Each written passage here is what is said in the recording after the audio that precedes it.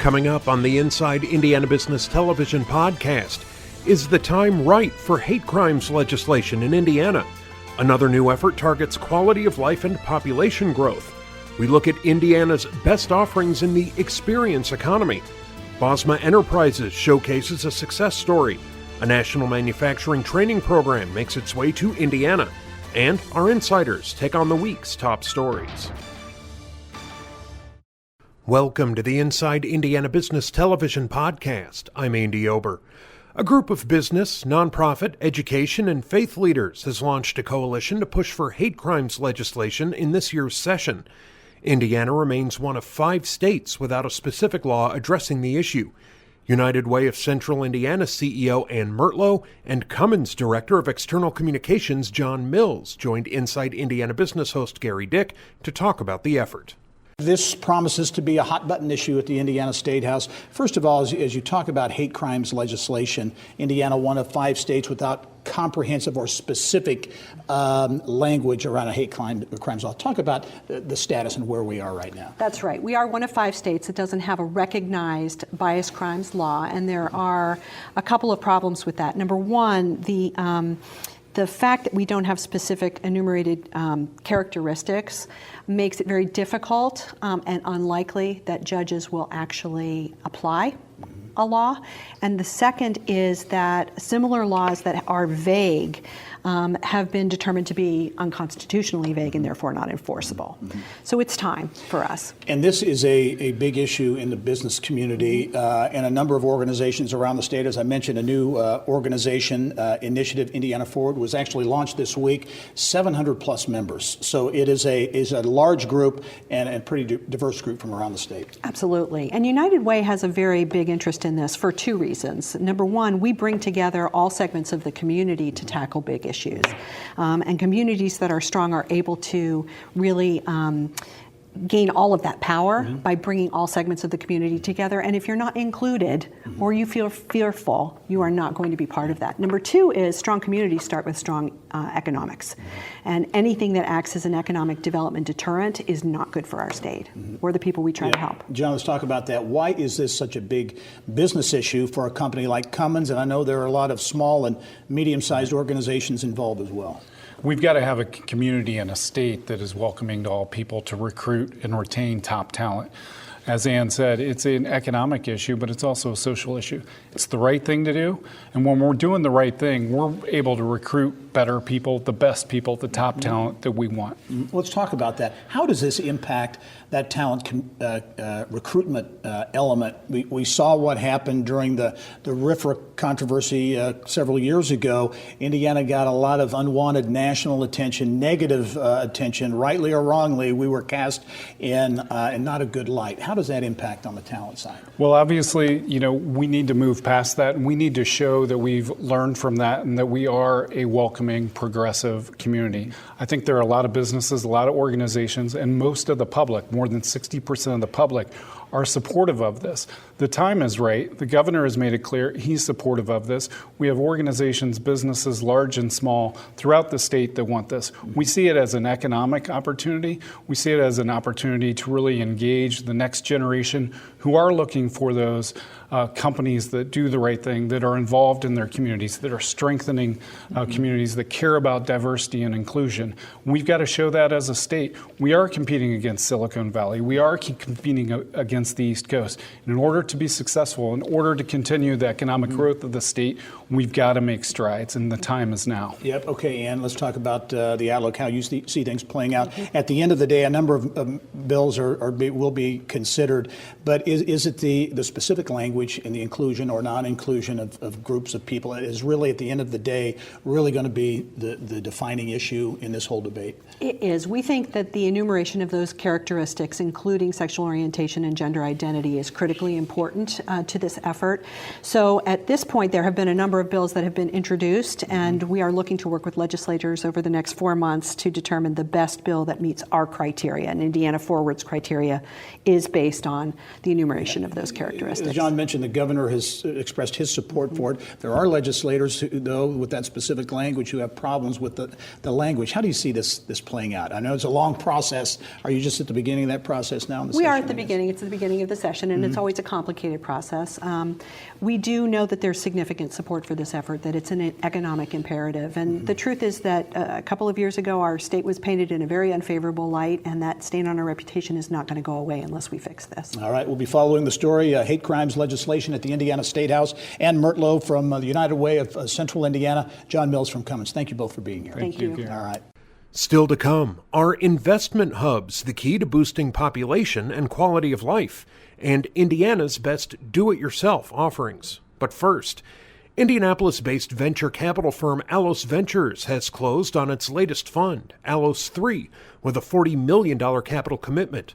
It will focus on early-stage B2B software and tech-enabled service companies in the Midwest. Co-founder and managing partner Don Aquilano came in studio with more. Well, I should mention you raised $40 million, but your goal is even larger than that for this fund. Yeah, we set out to raise $75 million, and we have a first closing at 40, and we'll continue to work on building our portfolio and investing in the Midwest. And talk about some of the entities and individuals you raised the money from. Yeah, we're blessed, as we have been all along, from state support, whether it was originally from the IEDC and now this Next Level Fund, which is one of our anchor investors, as well as a stable of great tech CEOs who understand the space, they understand the activity in the ecosystem, and they understand the need, the capital gap that exists. So we're blessed to have them both as an asset as well as an investor. Talk about the Allos model and that focus, that B2B focus, and here in the Midwest as well. Yeah, there's so much going on with respect to solving significant enterprise issues with software, and we do it in two different ways in terms of different stages. We have a seed program, Allos Alpha, which we invest in companies with just early ideas, maybe early beta customers and revenue, but we also invest in larger companies that have $1 million to a few $1 million in revenue. And so we've had some very good experience with early stage companies like Amplify and Lessonly that started off very early, and we've helped scale them up, and they're great performing companies now. I was going to say, you're really hitting on some real success stories that are an increasing part of the tech ecosystem in our state. Yeah, absolutely. We love the ecosystem compared to when we first got here and started Allos in 2010, and when we first started investing as early as 2000. It's been night and day in terms of the activity, the support, the deal flow, and the infrastructure. So it's a great place to be investing. All right, and this $40 million raise, you've already made your first investment, another fast-growing tech company here in Indianapolis. Yeah, absolutely. Delighted. We've been tracking Perk all along, a great couple of founders, a great culture. Their core business is more than tripling. We're excited to join 4G Ventures and Elevate. And on the board with Tim Kopp from ExactTarget, and continue to help grow and scale that business. This is a significant announcement, and for the tech ecosystem. As we wrap up here, as you look at the landscape out there for venture capital and innovation and new ideas and those things percolating in Indianapolis and around the state, what's your take? Yeah, it's as good as it has ever been. I mean, still 2/3 of all venture capital ends up in 3 different states, but that is starting to change, and the energy is really here, and people are starting to catch on, and that's why we're excited to be investing. All right. Don Aquilano is the co-founder and managing partner at Allos Ventures. Allos 3, a new fund, raised $40 million, a big deal. Don, as always, good to see you. Thanks for being on. Likewise. Thanks for having me. Later in the podcast, some top offerings if you prefer experiences to items, and Bosma Enterprises helps pave the way for a Lilly leader. But now, while Indiana is often ranked among the best states to do business, it continually falls behind on quality of life metrics and has an ongoing population problem as well. Accelerate Indiana Municipalities, or AIM, believes its investment hubs model could help reverse those trends. CEO Matt Greller and Fisher's Mayor Scott Fadness joined us with more on the initiative. Matt, first of all, that stat I teed up there, $8 million less on average that Indiana municipalities have less than their counterparts elsewhere. Why is that? Why is that happening? Well, I think a lot of it has to do with tax policy over the years from the legislature. We've done a very, very good job of being an excellent business climate tax state, as most people know. What we have to do now is double down on attracting talent, attracting people back to the state, and that starts in cities and towns. It starts where we can build quality places and bring those folks back home. And you also talk about Indiana cities and towns competing a lot, whereas their counterparts in other places are collaborating more. Is that something you feel needs to change? Yeah, absolutely. If we're going to be competitive with our counterparts around the country, it has to happen on a regional basis. So the jurisdictional boundaries that we have in place today have got to move away, and we've got to work together. Mayor Fadden, you have been a big proponent of regional collaboration. Certainly a lot going on, a lot of development in Fishers, as we report on a lot. As you look at these investment hubs, this is somewhat of a natural extension of the Regional Cities Initiative. Absolutely is. It's about sustainability. So the Regional Cities idea was a wonderful one-time shot, capital infusion into certain areas of our state to create better quality of place initiatives. But ultimately, what we need to do is have a flywheel of reinvestment into our regions. And this idea that AIM is proposing that we're working diligently on is all about that. If we can invest money into our regions and those regions prosper, more revenue is generated, then we reinvest back into those regions. And that cyclical flywheel approach is what really starts to move the needle towards creating the type of cities that I think the next generation of talented people want to live in. And you're talking about pivoting to talent, retaining, attracting talent, but also creating something that's sustainable, that's not just a 1 year, 2 year hit. Yeah, absolutely. And this is, part and parcel to, I think, the governor has a very progressive agenda, a real visionary agenda around regionalism. And I think we all recognize that. We want to fall in line with that. And frankly, I think local governments want to come off the sidelines and start being an active participant in forming those regions and being a part of it. This is about putting the onus on local governments, right? Matt, talk about these investment hubs and how they'd work. Yeah, so it would take multiple communities to come together, at least 5 or 100,000 population, to gel around the idea of creating a hub. They would opt in through a series of provisions in the legislation that we're proposing, and they would create a governance body that would invest not only back into the bricks and mortar types of things we do on a daily basis, roads and streets and water and sewer, but also on transformational regional type projects. This is something to be considered at the Indiana State House this year. Scott, as you look at this, what's the potential for this type of model? It has the potential to change the course of a lot of our regions here in the state of Indiana and truly transform our areas.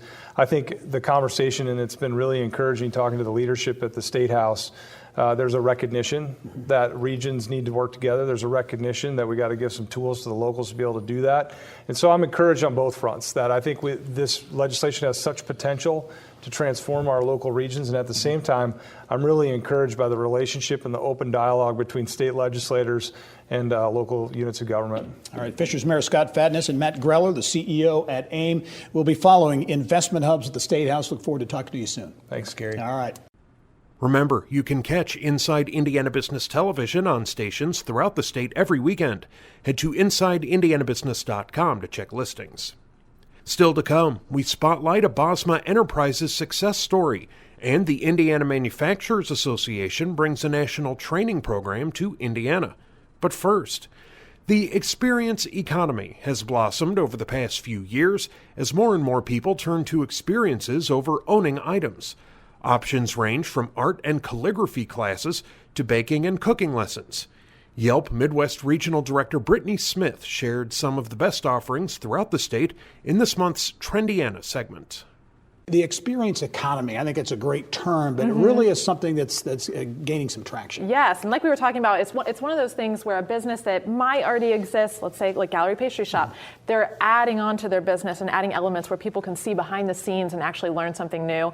People are wanting to see how things work. Great. You've got a lot of great examples, very much a statewide representation as well. We begin up north in South Bend with Make South Bend. Yes, this is a workshop where you can go in, you can actually use the space on your own, bring items in, or they have all the equipment you might need there. So you can take everything from a class on embroidery to stained glass, learn something new. They also offer classes for kids, which is, you're seeing a lot of these programs add on to that. And it's also a shop to find local items. So it's a one-stop shop for all of those things. And certainly this maker movement is so real as well. As we go down to the southeast portion of the state and Jeffersonville, Maker 13. Yeah, Maker 13 has 3D printing, laser etching, all of this equipment that might be hard for an individual to get their hands on, but you can go there, take a class, learn about woodworking, metalsmithing. It's actually so popular, they've got a Maker 13 mobile space that they take to events around the community so that people can learn there in the Louisville area as well. Okay, you mentioned Gallery Pastry Shop, so very tasty. Oh, yes. Learn how to For make sure, some all of neat these treats. beautiful cakes and eclairs.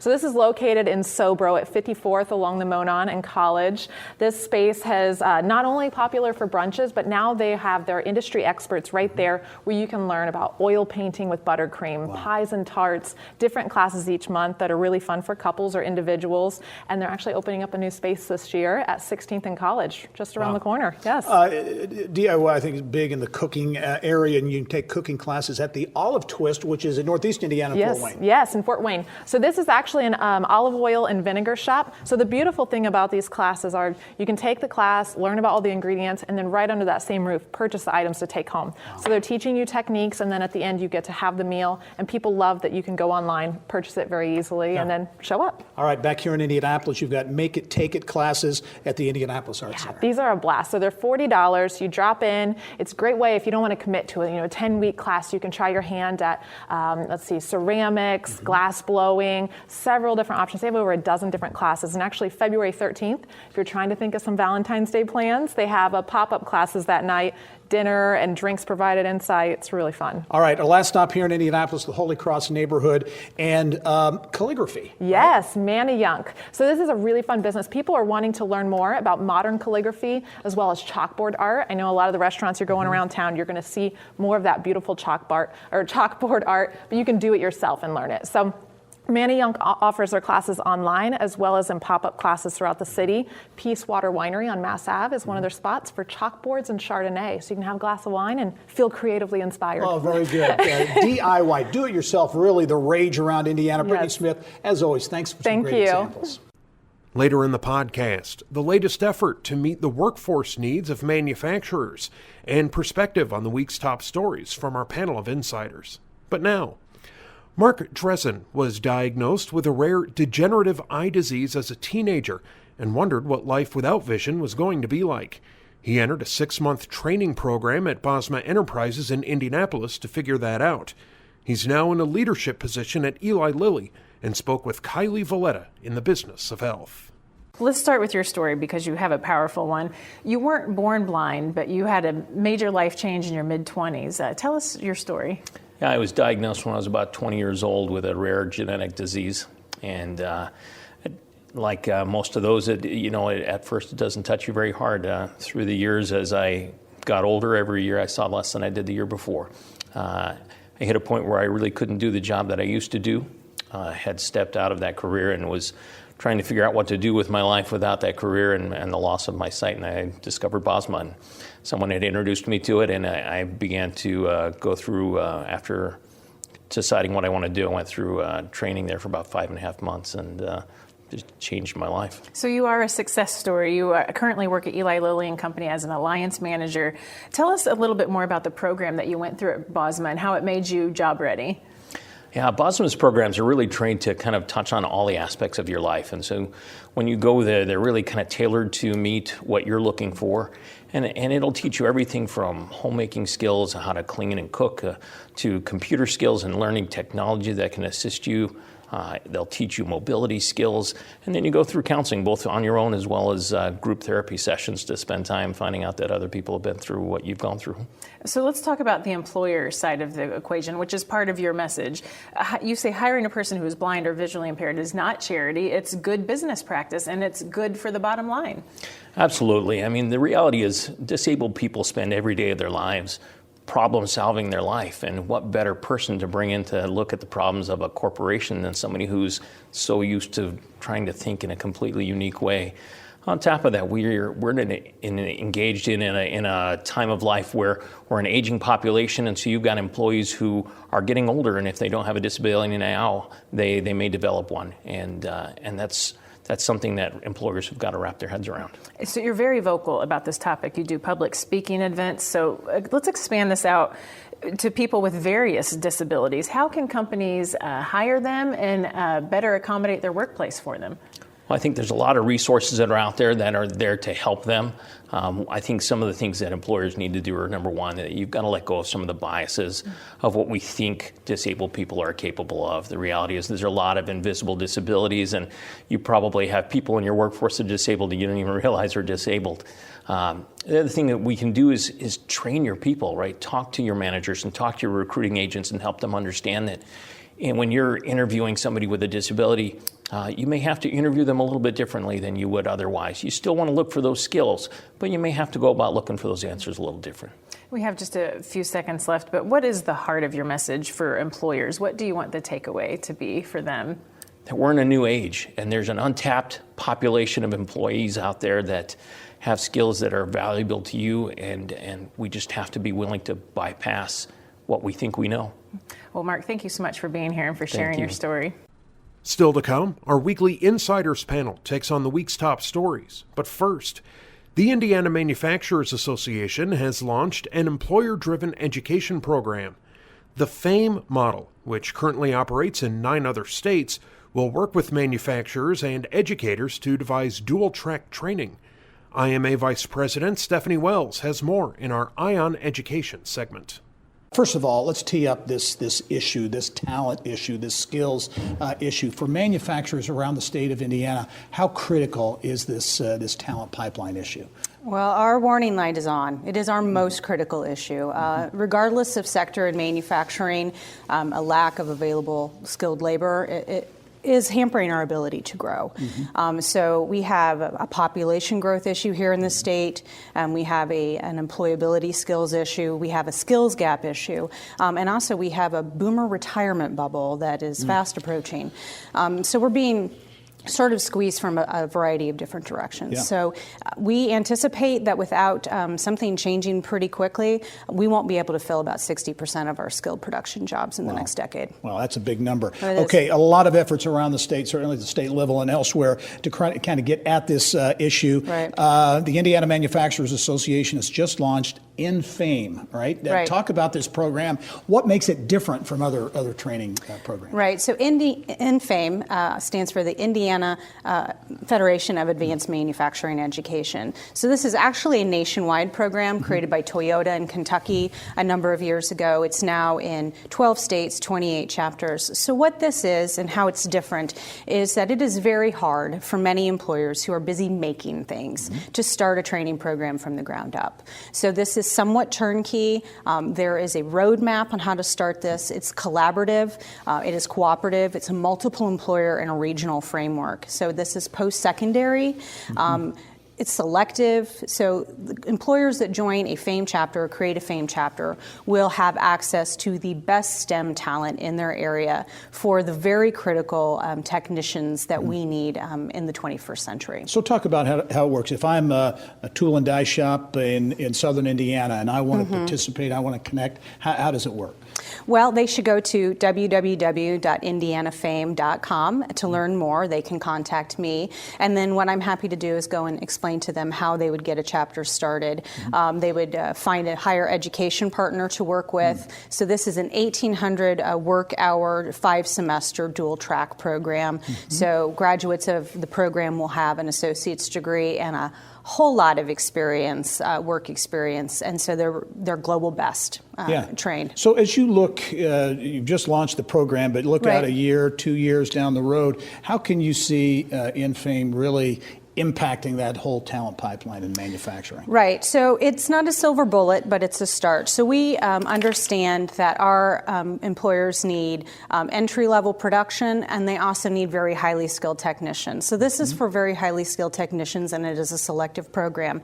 But we think one of the added benefits of starting a regional chapter or regional collaborative to create one of these technician programs is that then you have a formalized sector partnership in that area, and you can start building other ancillary programs and recruiting strategies to find your assembly team talent and some other, even executive or professional level talent in your area. As we wrap up, how do you feel, how does the IMA feel about where we are in this whole talent initiative. As I said, lots of things going on at the State House and elsewhere, your program and others. Right. A lot of folks trying to get their arms around it. How do you think things are going? We think things are moving in the right direction. We're very appreciative of Governor Holcomb and his Next Level Jobs initiative. We were architects of the Employer Training Grant Program. We're pleased to see that that's going to expand. Like I said, there's no silver bullet, but I think if we all work together, the employer community and policymakers, I think we can make a dent in this. New talent initiative from the Indiana Manufacturers Association. Stephanie Wells, thanks very much. We'll look forward to following the program. Wonderful. Thank you, All Craig. right.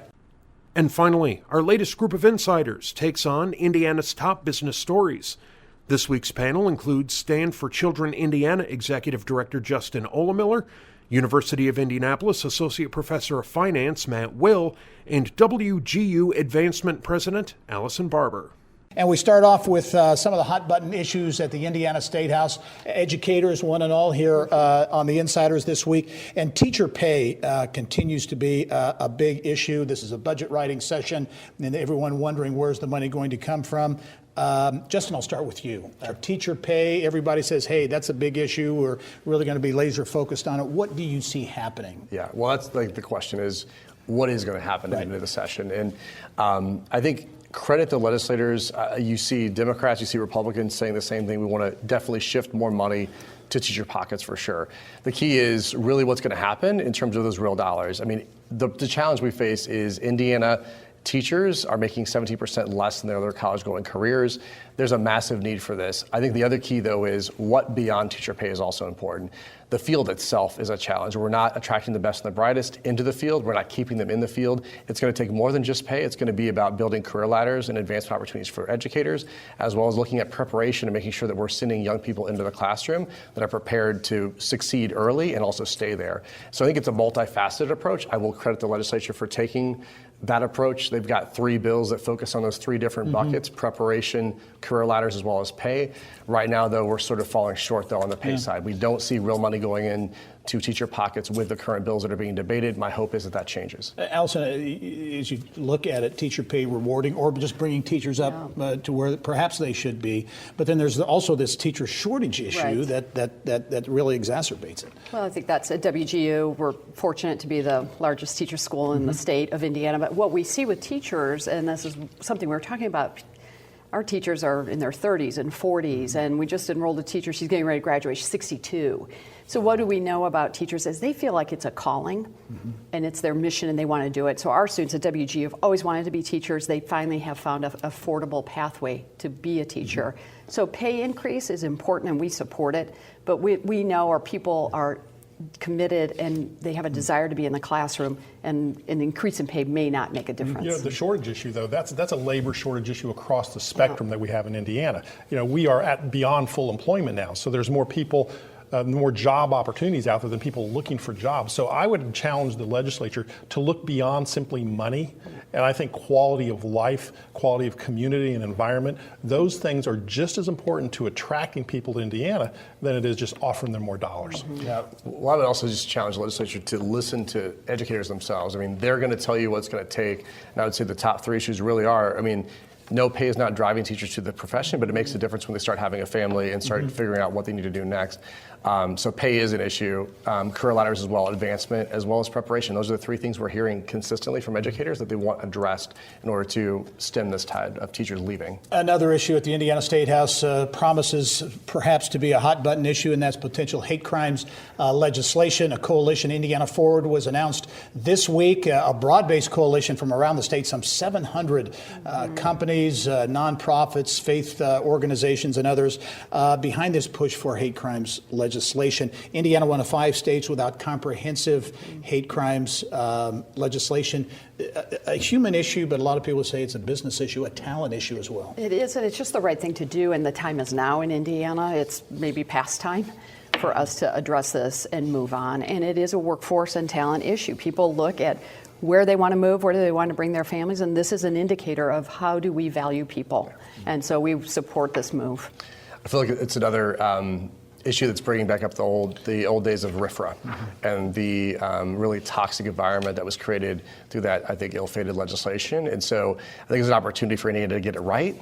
they finally say, no, that was a mistake, that we're not this kind of state. And so my hope is that this is passed with overwhelming support. Well, it's going to be certainly debated a lot at the Indiana State House. Also, on the political side of things, we have a candidate for mayor of Indianapolis on the Republican side. Longtime State Senator Jim Merritt announced this week that he will seek the Republican nomination. Your thoughts? You know, in the city of Indianapolis, you know, the people have thought, well, a Democrat is now a shoe-in for all eternity into the mayor's position. But I think Jim Merritt's probably the one guy that's got a shot at it.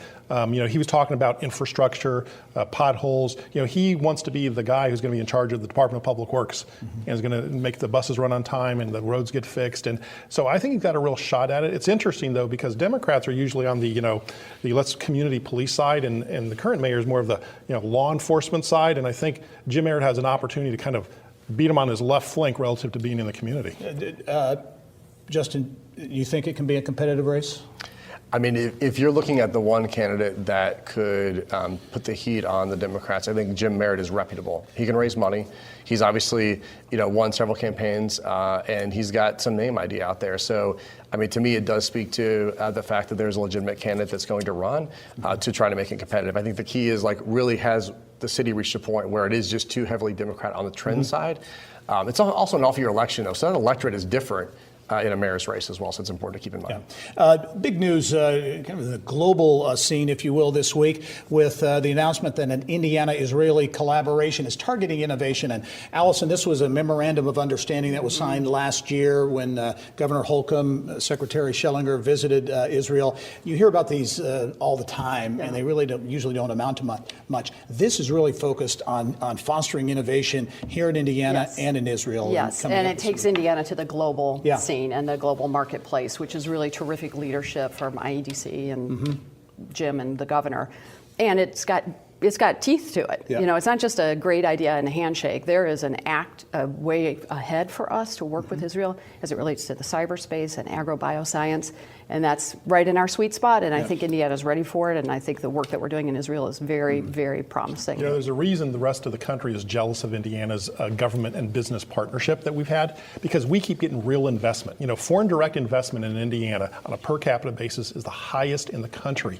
And we continue to play on that strength where we get the rest of the world coming to Indiana, whether it's Canada, Mexico, Japan, or now Israel. What a great partnership. We'll run out of time here, but Lilly announced a big acquisition, $8 billion, a cancer company, Loxo Oncology, continuing their move to collaborate and acquire. You know, I've said in the past, Lilly has three expertise: R&D, marketing, and acquisitions. They've really perfected this. They are the leader in the pharmaceutical industry when it comes to acquiring other companies, and this is just another example of them leading the pack. Yeah. Colts, we have 30 seconds to go. Now, as we tape this show, some of you watching, the game will be over. Some, it will not have been played yet. But regardless of what happens, the Colts seem to be back. It's great. And that's good for the city. It's great for the city. We're proud of our team. They've really made great progress, and they're going to win. Yeah. January. Okay, a prediction. Yeah, January is so much better when the Colts are playing. And so just different environment. The weekend's just tremendously hopeful for this weekend. Okay, you predicted before the season they'd make a deep run in the playoffs. On this show, you got a tape of it. I want to see it up on the screen. All right, we'll look for that. Matt Will, also Allison Barber and Justin Old-Miller. Thank you, one and all. That wraps up this week's Inside Indiana Business Television podcast. Remember, you can find all of this week's TV segments, as well as the top business news from throughout the state at InsideIndianaBusiness.com. While you're there, you can also subscribe to our platform of free e-newsletters. This is Andy Ober for Inside Indiana Business.